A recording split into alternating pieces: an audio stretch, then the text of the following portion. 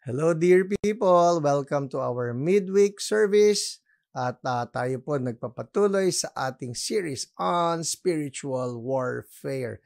I trust that you are being blessed by this. Natutuwa po ako that we are having more and more people watching us every Wednesday. So if you would like to bless someone, I'm giving you this time. Magtag po kayo ng mga friends ninyo, ng mga churchmates, even for those who are from the body of Christ. You are so welcome to learn with us, even as we get to expose the deeds of the enemy dito sa ating spiritual warfare series. All right? So with that, let us pray. Lord, we thank you once again for this time that we have you in our lives, that we have you in our midst. Lord, I believe that you are also with my brothers and sisters who are watching right now. Lord, we pray, cover us always with your precious blood. Thank you, Lord Jesus. You are the captain of the host. You have won the victory. And so, Lord, even as we approach ito pong teachings on spiritual warfare, we know, Lord, that you are victorious and we are victorious with you.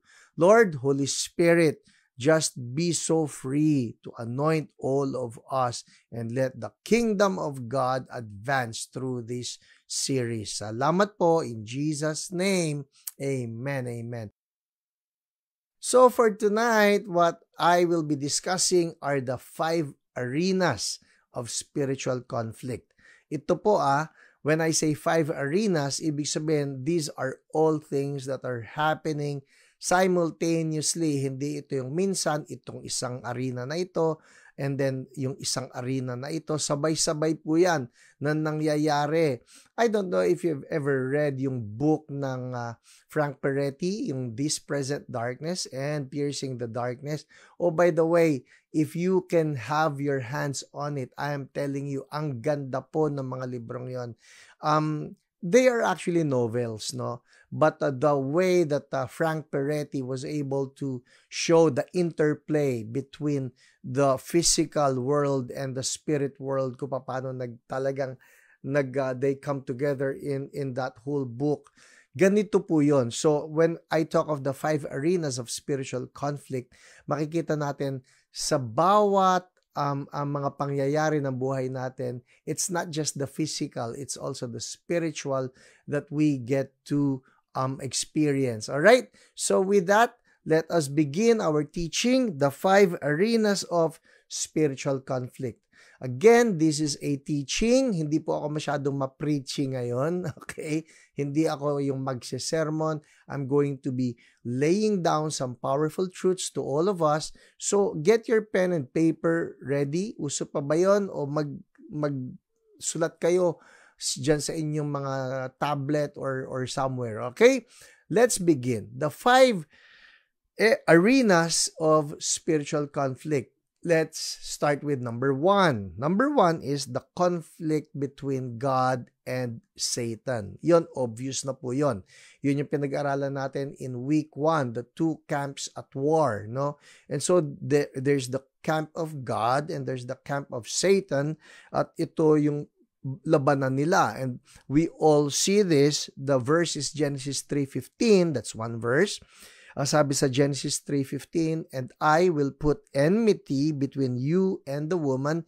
This is God speaking to the serpent. Okay, by the way, yung serpent po ba na yan, Pastor, is it a literal serpent, or many scholars are of the belief na pagka nga itinawid ninyo itong serpent na ito with what is written in Revelation, that ancient serpent, the dragon, the devil himself.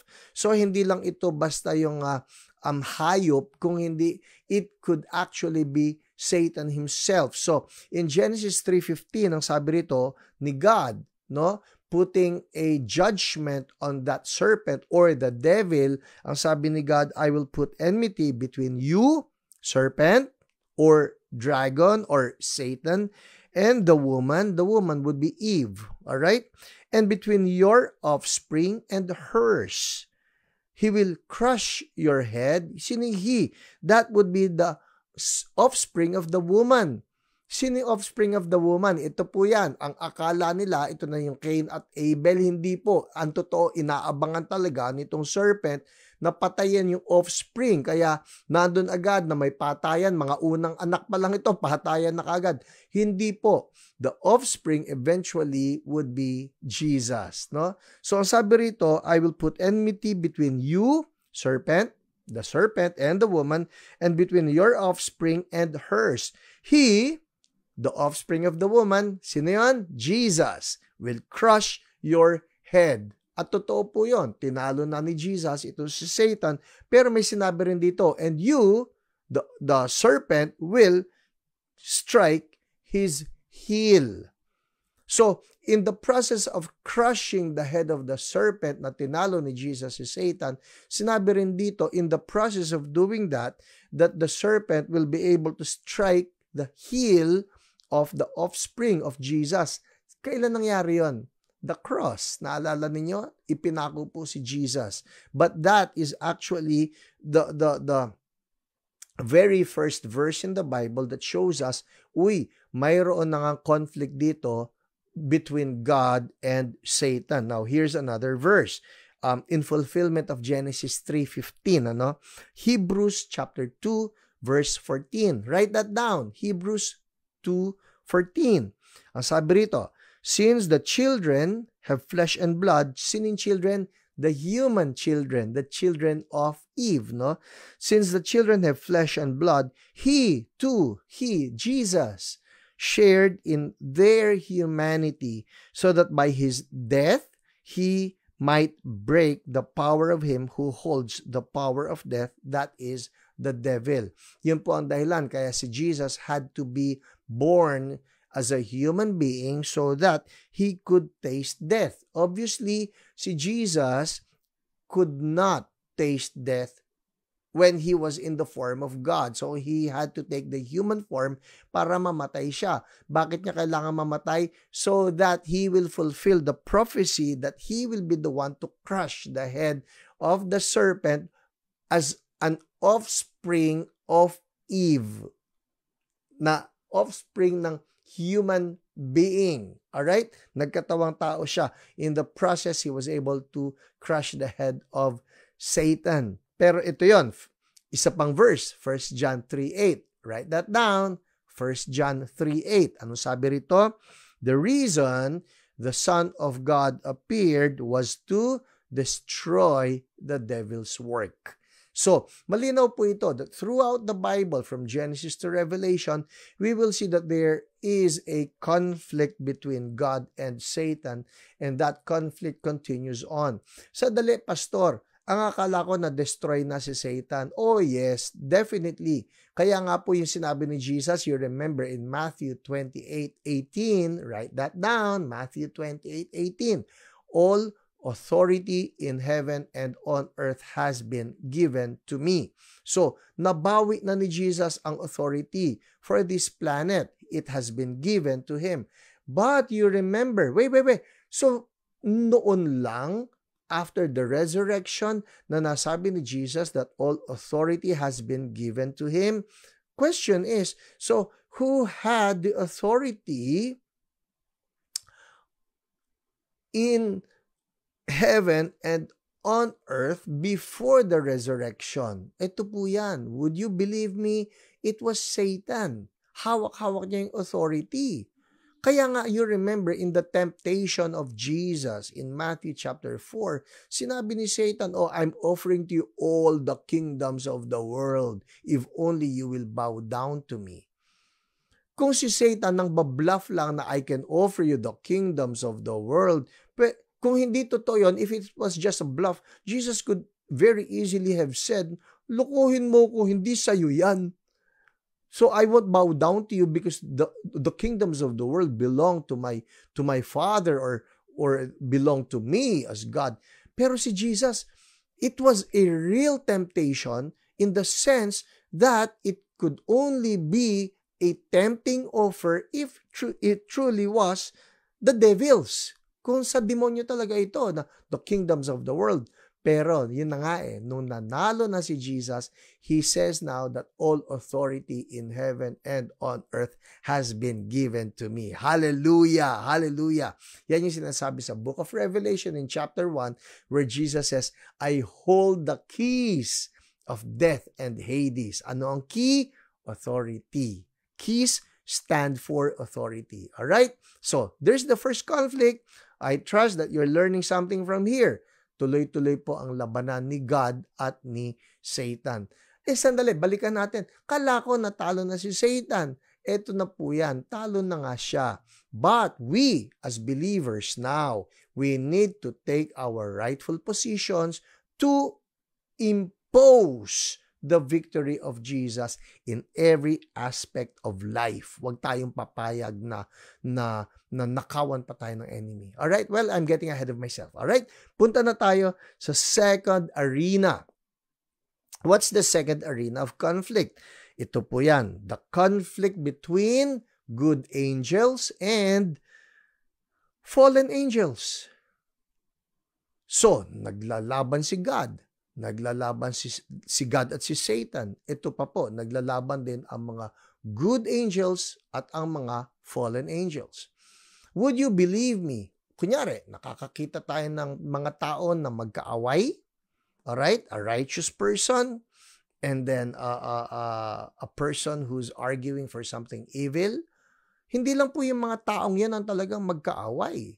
Mayroong mabuting anghel at mayroon pong demonyo, aka fallen angel, na nasa likod niyan. Although what we can see is just the physical, meron pong spirit world or spirit realm na nasa likod niyan. Alright? Here are some verses. Revelation chapter 12, we start in verse 7. Ang sabi rito, Then war broke out in heaven. Yung heaven na ito po ay sa third heaven nung nagrebelde si Lucifer. Alam na natin yan from last week. Sabi rito, war broke out in heaven. Michael and his angels fought against the dragon, and the dragon and his angels fought back. So, angel versus angel ito, ha? But he, the dragon, aka Lucifer, aka Satan, the dragon was not strong enough, and they lost their place in heaven or in the third heaven. They lost their place. The great dragon was hurled down, that ancient serpent called the devil or Satan, who leads the whole world astray. He was hurled to the earth and his angels with him. Laglag sila. Now, gaano karami ito? Ito na po sa verse 4, going up a bit. Revelation chapter 12, verse 4. Write that down, Revelation 12:4. Gaano karaming sumama dito kay Lucifer, aka Satan, aka Dragon? Ito na po yan. Its tail, in verse 4, swept a third of the stars out of the sky and flung them to the earth. So the answer to that, 1/3 po of the stars. Hindi po ito yung literal na stars na mga bituin na alam natin, alright? In the Bible, when you see the stars, lalo na doon sa mga prophetic books mentioned and referring to Lucifer and the angelic realm, the stars also symbolize angels. So, sinasabi rito, 1/3 of the angels na nagrebelde na kasama itong si Lucifer. Alright? So, there's a conflict between them. Actually, this was what brought about the second heaven. Parang ang lumilitaw noon po, walang second heaven eh. There's just a heaven and there's just earth. Alright? Pero dahil tinawag na ng Bible na yung heaven where God is resident, yung Our Father who art in heaven, the Bible calls that the third heaven. You can see that in 2 Corinthians where Paul was brought to the third heaven. All right? So there's the third heaven, and then there's also the atmospheric heaven, which is the first heaven, yung nakikita natin na sky. Pero in between the atmospheric heaven and the third heaven, which is the abode of God, is the second heaven. Nandun po nakatambay ang mga demonyo. Alright? Okay. So, you have here the conflict between the good angels and the fallen angels. Now, here is a good story in the Bible, no? Na makikita natin how it works. The third heaven, the second heaven, and the first heaven. In Daniel, in chapter 10, okay? Daniel in chapter 10, we start in verse 4 and verse 5. This is Daniel himself. Ang kwento niya ganito. On the 24th day of the first month, as I was standing on the bank of the great river, the Tigris, I looked up, and there before me was a man dressed in linen. Tingnan niyo ha, itong man na ito is not a human being. It's an angel. Okay? Ang sabi niya, look, I looked up, and there before me was a man dressed in linen with a belt of fine gold. My goodness. From Uphaz around his waist. Ito ha, makinig yung mga contractor dyan na walang contentment sa buhay. Hindi nyo madadaig kapag ka ito galing sa langit. Ang mga ginto po sa langit sahig lang. Itong angel na ito, ang belt niya, purong ginto. Aanhin ninyo yung mga Hermes at kung ano-ano pa. Okay? Listen. Sabi rito ha, I looked up, and there before me was a man dressed in linen with a belt of fine gold. Whoa! From Uphaz around his waist. Look, his body was like topaz. So alam na natin, hindi ito tao. His face like lightning. His eyes like flaming torches. His arms and legs like the gleam of burnished bronze. And his voice like the sound of a multitude. Grabe ito. Nakaka-intimidate ito. Obviously, glorious angel to. Yun ang kaharap ni Daniel. So ano na-imagine nyo? Huy, ang tinding angel nito. Malaking angel to. Body like topaz, face like lightning, eyes like flaming torches, arms and legs like the gleam of burnished bronze, and voice like the sound of a multitude. Parang si Jesus. Ito na nga po eh. Ito na nga eh. Hindi eh. Isa lang ito sa mga angels ng heaven na humarap kay Daniel. Okay? Tingnan natin ano nangyari sa angel na ito. Baba tayo sa verse 7. I, Daniel, was the only one who saw the vision. Those who were with me did not see it. So nakikita niyo angel, yung iba hindi nakakakita. Oh my goodness. Sino sa inyo gusto makakita ng ganitong angel? Sabihin niyo, me. Alright? Write that down. Ako gusto ko makita ito. Grabe ito. So nakita ito ni Daniel. I, Daniel, was the only one who saw the vision. Those who were with me did not see it. Pero ito but such terror overwhelmed them that they fled and hid themselves. Yung glory na dala ng angel na ito, sobrang tindi na yung mga tao nakasama na Daniel, hindi nakikita yung angel but they felt the glory. They felt the glory that the angel had with him. Ito siguro yung minsan nararamdaman natin yung presence. Sabi natin, andito si Lord, andito si Lord. Ito po angel pa lang ito na nandoon, hindi nakikita ng mga tao na kasama ni Daniel, but there he was in all his glory. So, you would suppose, ang tinding angel nito, ang laki nito. Ang laki nito. Baka si Lord ito. Hindi pa rin po eh. Tingnan ninyo ha. Nag-alisan, nagtakbuhan daw yung mga kasama ni Daniel, that they fled and hid themselves. Yung mga tao na kasama niya. Verse 8, so I was left alone. Siya na lang ang natira. Parang Smith Wigglesworth na kwento to, no? Nado si Smith, yung mga tao, mga friends niya, sabi, Smith, we want to learn the secret. Bakit ang powerful ng buhay mo? Bakit ang tindi ng anointing mo? Sabi niya, hali kayo, I'll show you. Pasok siya sa prayer room and the glory filled up that room. Isa-isa nag-alisan yung mga kaibigan nito si Smith Wigglesworth. Ganon din ang nangyari kay Daniel. Iniwanan siya ng mga tao, hindi kinaya ang glory. Oh wow, ako po I'm wondering, Lord, gustong-gusto ko yung glory mo. Kaya ko ba? Kaya ko ba? Kaya ba natin to, church? Hindi lang CSB, Body of Christ. Oh, we want the glory of God. We want the glory of God. Di ba? Okay, so ano nangyari? So I was left alone, gazing at this great vision. I had no strength left. My face turned deathly pale, and I was helpless.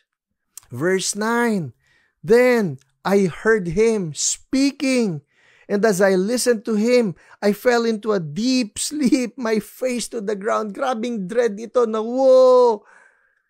Verse 10, a hand touched me. So, ando pa rin yung angel. Alright? Touched me and set me trembling on my hands and knees.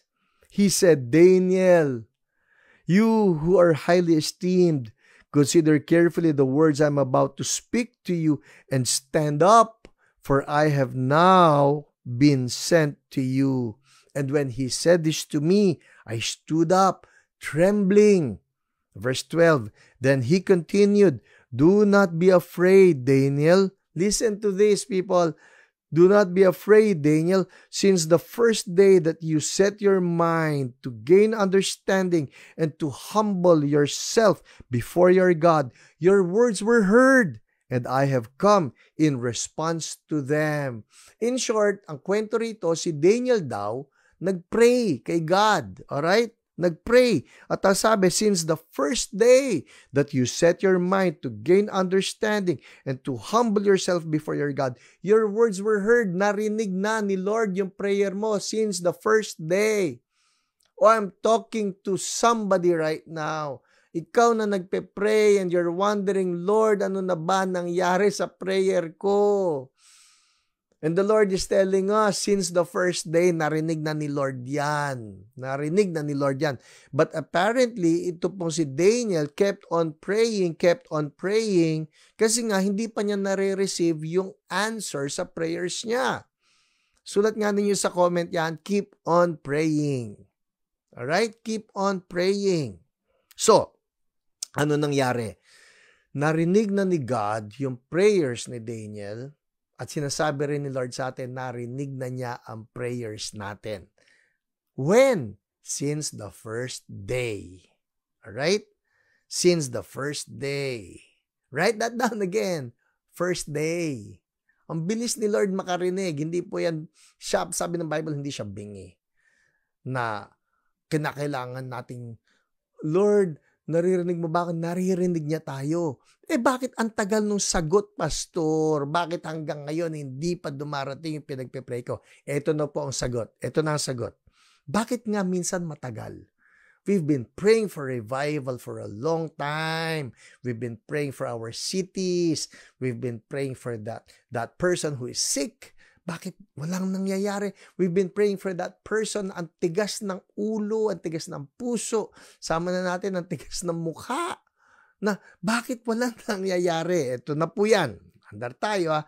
Since the first day, sabi ng angel, na yung angel na matindi to ha, naalala niyo pa itsura niya? Grabe, hindi ba?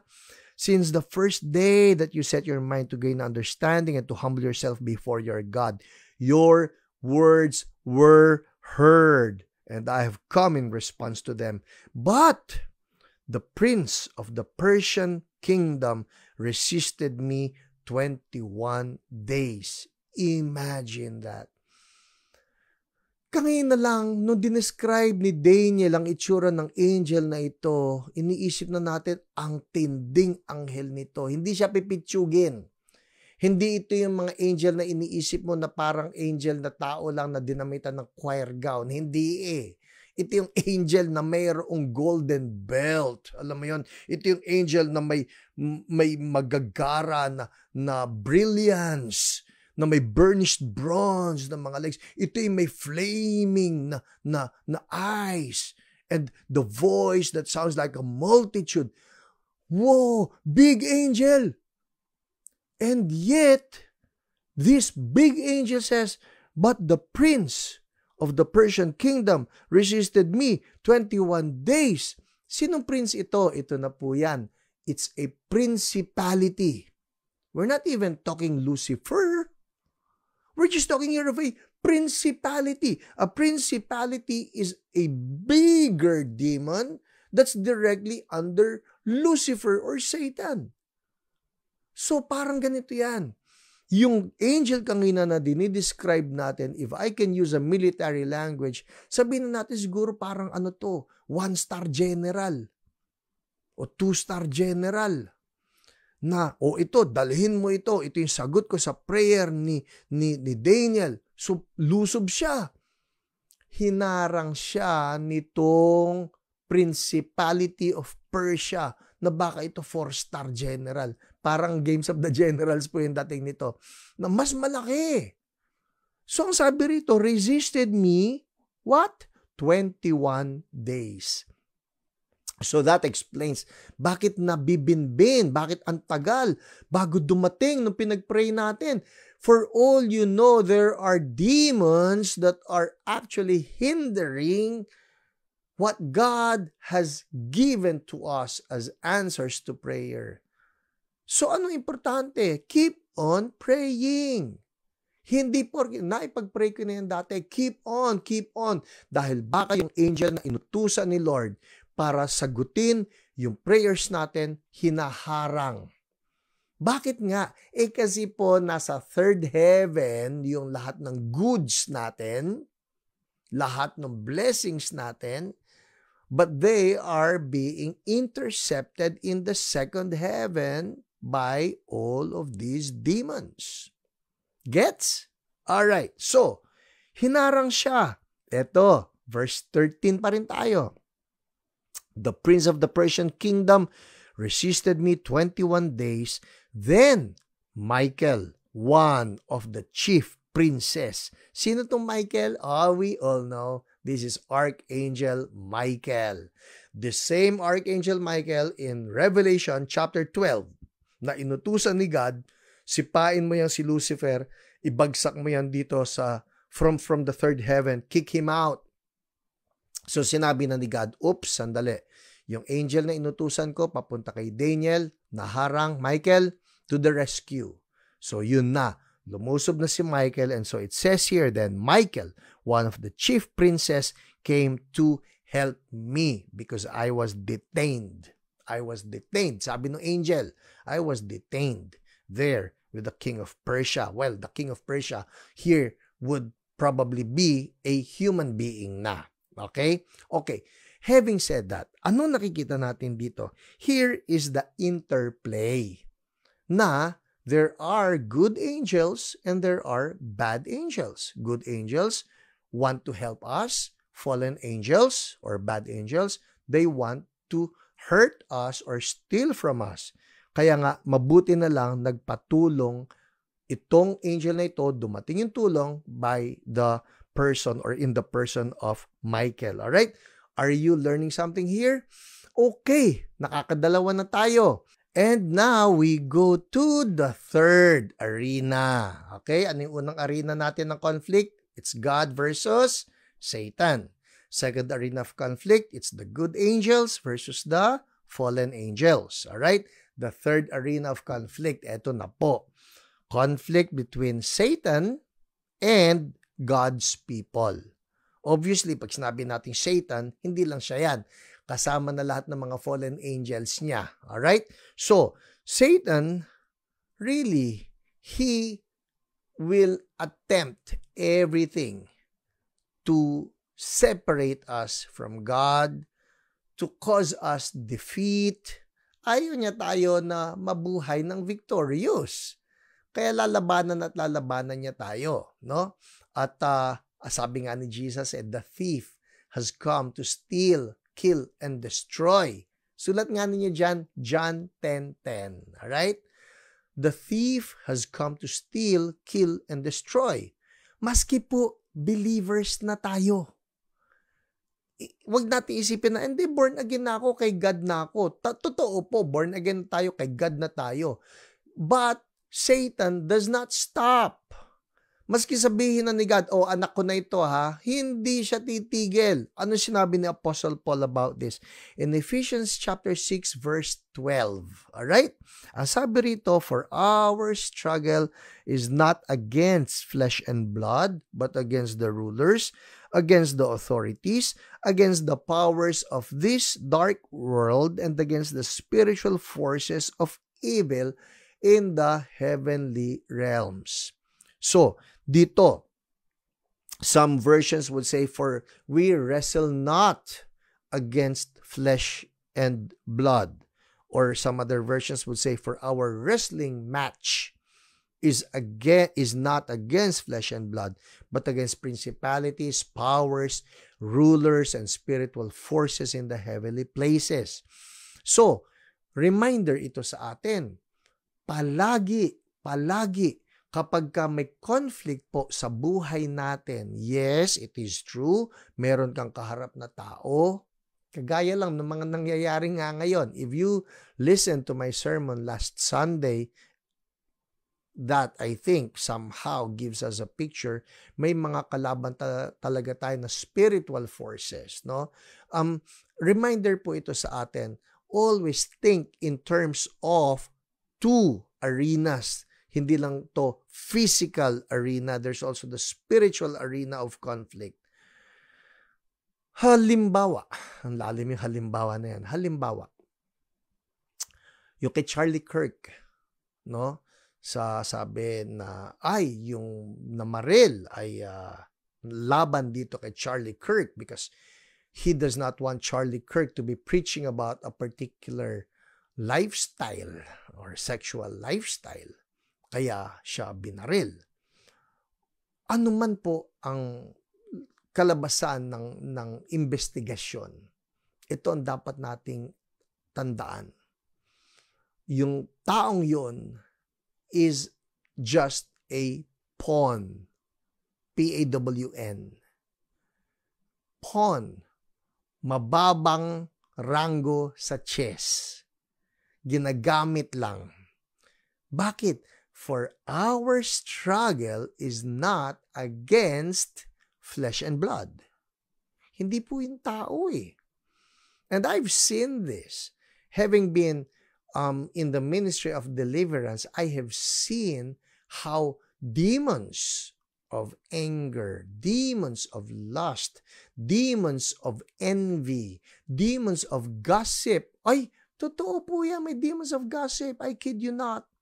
Nakakita na ako ng demon of gossip nung in-address ko sa pangalan ni Jesus. I come against the demon of gossip. Alam po ninyo yung dila ng taong ito biglang gumanyan, no? Hindi nyo kayang gawin yon ng mabilis. Yung up and down na. Hindi yung in and out na. Hindi ganon. Up and down na. At yung akin, ang bagal yan, ito yung kanya, gumaganon talaga. It's a demon. I have seen demons manifest. I have seen the demon of pride at work. I've seen the demon of lust at work. I've seen the demon of homosexuality at work.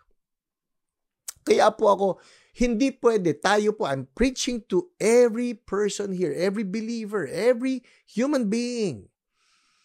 Kapag hindi kayo makasundo, isipin na lang natin, our fight, our struggle, our wrestling match is not against that person. There's a spirit at work. That's the devil. Ito po yung third arena. Satan attempting to destroy God's people. There are demons at work. Sometimes they can attach themselves to political authorities. Kaya magugulat ka na lang, bakit itong political authority na ito, itinutulak itong certain agenda na ito that is immoral? It's because there are big demons attaching themselves in the minds of these political authorities, unknown to these political authorities. They are just being used as pawns. P-A-W-N-S. Mga small-time player lang yan. Ang akala nila, yan, nabago ko ang kultura ng mundo. Ang hindi nila alam, nagpapagamit sila unknowingly dito sa mga demonyong ito. Ang problema naman, tayo na mga born again. So we start looking at these people and we start hating on these people. Ang sama ni ganito, ang bad ni ganito. Bakit niya hinayaan yung batas na ganyan? Bakit niya itinulak yung batas na ganyan? Immoral yan. Makasalanan yan, etc., etc. What we fail to see is that, no, it's not that person. It's not that person. There are demons at work. Satan is at work in these people. So anong dapat natin? Ang dapat natin gawin, ipag-pray natin yung mga taong ito that their minds be opened. Amen? At tayo po na mga Kristiyano, we really need to pray to God, Lord, give me strength to fight not against flesh and blood. We need to have our eyesight or spiritual vision natin ma-adjust natin. Oops, I'm not looking at people, I'm looking at the demons and I bind demonic forces. I bind them. I cast you out in the name of Jesus. Otherwise, ang mangyayari po niyan, tayo na mga born again, mang-aaway lang tayo ng mga tao. And we are not able to target the real enemy, and that would be Satan. I'm talking to you, born again believer. I'm talking to you, Christian. Kung meron ka na hindi kasundo, hindi po yung taong kalaban. Our fight is not against flesh and blood. So ang gawin natin, we pray, Lord, have mercy. Have mercy on that person. Makakita siya ng tama. Makakita siya ng tama. Para sa ganon, Lord, he or she will also get to believe in you as Lord and Savior. Amen? Alright, 3 lang po muna i-discuss natin. Kukulangin tayo ng time, but I trust this has whetted your appetite. 5 po yung arenas na pag-aaralan natin and we were able to discuss 3 tonight. Amen? With that, magpe-pray po tayo and we will proceed to our prayer time later on. Kaya wala munang lalabas. Alright? Let's pray. Lord, salamat po that you are just opening to us your word. Salamat, Lord, because your truth sets us free. I pray that with the equipping that my brothers and sisters are receiving from this series, Panginoon, maipamuhay namin ito. In Jesus' name, Amen. Amen. Okay, proceed po tayo sa ating prayer time. Oh, by the way, ito po sa prayer time natin, I also encourage you, don't just watch me. Pray along. Pray with me. And also, ito yan, if you have prayer requests of your own, sabi ko nga, I really want that we be a praying church. So, kung may prayer needs ka, ilagay mo lang dyan din sa comment section.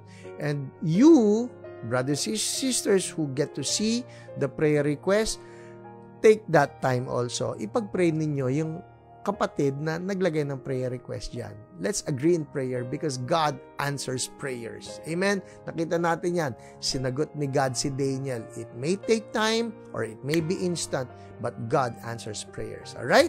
Let's proceed to our prayer time. Alright, our first item for prayer is our nation, the Philippines. Tuloy-tuloy po itong ating mga hearings na napapanood, kani-kanya na mga testimonies. Ito ang ating prayer, that there be truth and justice. Ang verse natin for that, John 8:32, ang sabi ni Jesus, then you will know the truth, and the truth will set you free. Let's pray. Lord, we pray right now, you are the God who sees everything. You are omniscient. You know everything. Wala pong maitatago sa inyo. And we pray right now, Lord, that you will continue to move and expose the truth, Lord, in what's going on in our nation. Lord, hindi na lang po yung nangyayari na mga hearings ng Senate or ng Congress. Hindi lang po yung sa DPWH. But Lord, we pray in all of the levels of our government, Lord, be it in the national level or be it in the provincial level, be it in the regional level, be it in the city level or the municipal level. Lord, Holy Spirit, we pray, expose expose all of the corruptions and let truth come out in the mighty name of Jesus. Lord, you have your way of showing forth justice. Panginoon, meron pong pangbabaluktot, meron pang didistort na pwedeng gawin ng mga tao, pwede silang magbayad ng mga magagaling na mga lawyers, but Lord, you know how to bring about justice. And we pray right now, we give room for you, Lord. We leave room for your wrath. Oh Lord, we pray that you be the one to let truth come out. At pati po yung mga gumagawa ng kasamaan, Lord, we don't want to pray ng wrath or judgment for them, but we pray that they repent. They repent just like Zacchaeus repented and returned 4 times what he has taken from the people. Oh Lord, we pray, let there be a just return for the whole nation na makinabang hanggang doon sa pinaka-ibaba ng lipunan. Salamat po in Jesus' name. Amen. Amen. Alright? Second item for prayer, let's pray for the world. Lalong-lalo na po ito may kinalaman doon sa murder, I call it murder of Charlie Kirk. He was assassinated. Pero ngayon may mga usapan na baka naman hindi iisa itong bumarel, baka naman there was an agenda, I don't know. Maraming magagaling ngayon. Hindi po ako kasama sa mga magagaling na gumagawa ng teorya. But this we pray, okay? That this murder of Charlie Kirk will be one that will be used by God to bring about worldwide revival. Anong verse ko rito? John 12:24. Sabi ni Jesus, very truly I tell you, unless a kernel of wheat falls to the ground and dies, it remains only a single seed. But if it dies, it produces many seeds. Grabe po ito. Actually, you know what? This is John 12:24. I heard from someone, si Charlie Kirk was assassinated at 12:24 p.m. And John 12:24 says this, unless a kernel of wheat falls to the ground and dies, it remains only a single seed. But if it dies, it produces many seeds. This is so prophetic, people. He died at 12:24. Guess what? Ang sabi po, ito raw turning point USA from the time that he died until this morning nitong recording na ito, 36,000 na po ang turning point chapters na nabuo from the death of Charlie Kirk. And right now there's also revival breaking out in many nations. Mga tao na nagpe-pray, the nations, oh my goodness. This is very much unlike how the world reacts. Hindi ba kapag ang mundo merong nasaktan o may napatay, galit, riot, looting, patayan? Ito po hindi eh.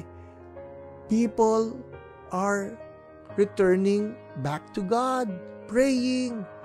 Did you know that thousands, even millions of people who have never been to church nag-church nung Sunday sa Amerika, sa United Kingdom, 3 million people gathered in worship. Sa Korea, the same. Brazil, the same. Korea, the same. Everything. Hallelujah. So, Lord, we pray that this death will not be for waste. But Lord, let this be a fulfillment of John 12:24. That there be a multiplication of people who will be bold for you. We declare national, even worldwide revival. O stir up the hearts of your people. Alam ko, Lord, may mga nagsasabi ng iba-iba pa ng mga agenda. But Lord, this is just a simple prayer that, Lord, the challenge and the inspiration brought about by the life of this brother Charlie will be something, Lord God, that will stir up our faith to stand up for you with boldness. In Jesus' name, amen, amen. All right, people, I just want to say this.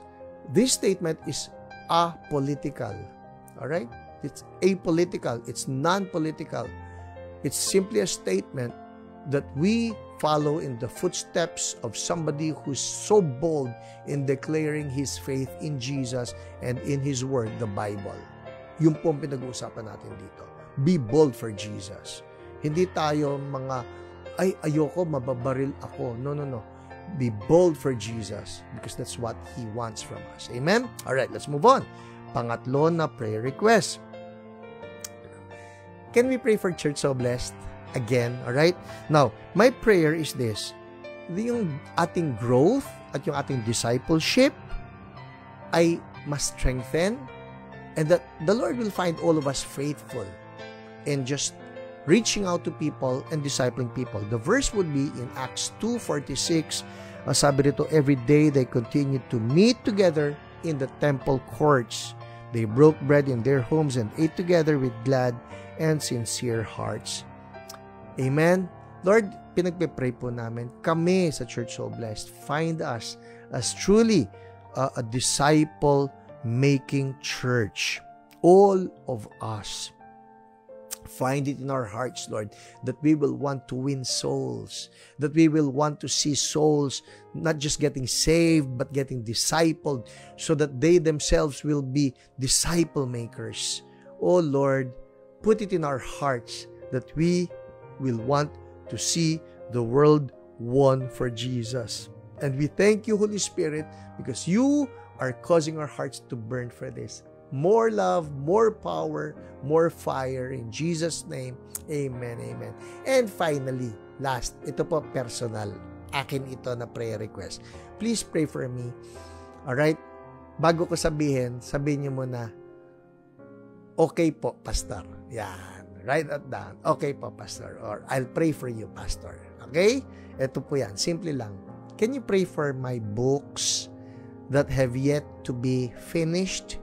Kasi po, alam ng ilan sa inyo ito, I've been writing and I have at least 8 titles in my laptop. 8 titles that I have not finished. And I know they are assignments from God. So, ang ipag-pray lang natin, pag-pray natin, number 1 would be discipline. Number 2 would be focus to finish the assignments. Alright? Ang verse ko rito, Ephesians 6:19.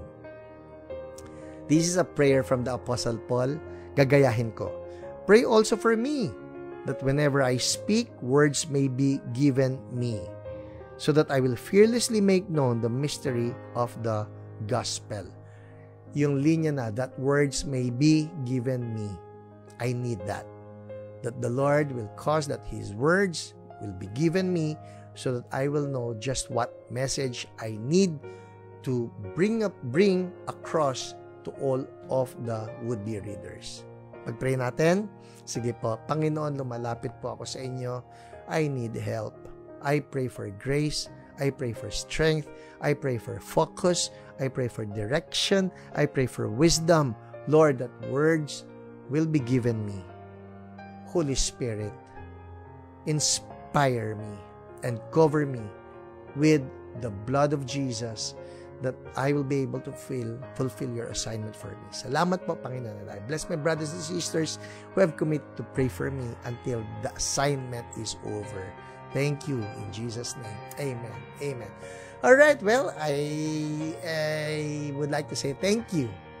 And alam ko may mangyayari dyan because truly our God answers our prayers.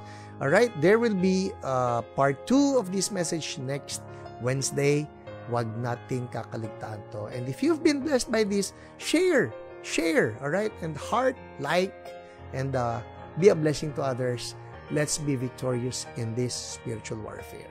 All right, God bless you, dear people, and I'll see you all on Friday. Is it the 3rd Friday, this coming Friday? And I'll see you Sunday. All right, God bless everybody.